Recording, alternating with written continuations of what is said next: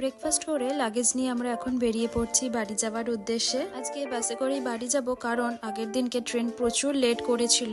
এখন টোটো করে যাব আমরা বাস স্ট্যান্ডে। আগের দিন রাতের বেলাতেই আমরা বাসের টিকিট কেটে নিয়েছিলাম।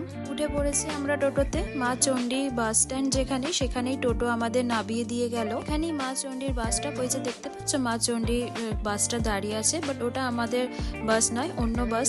আমরা যাব, এই যে দাঁড়িয়ে অপেক্ষা করছি আমরা। এই তো চলে এসেছে আমাদের বাস। চলো এবারে আমরা বাসে উঠে পড়ি। আমি প্রায় 15 বছর পর দীঘা বাসে করে বাড়ি ফিরছি। যখন আমার 10 বছর বয়স ছিল তখন বাবা মায়ের সাথে প্রথম বাসে করে দীঘা এসেছিলাম। তারপর অনেকবারই মাঝে তো দীঘা এসেইছি, কিন্তু সেটা বাবার গাড়ি করে এসেছিলাম। এখন আবার এত বছর পর বাসে ট্রাভেল করব।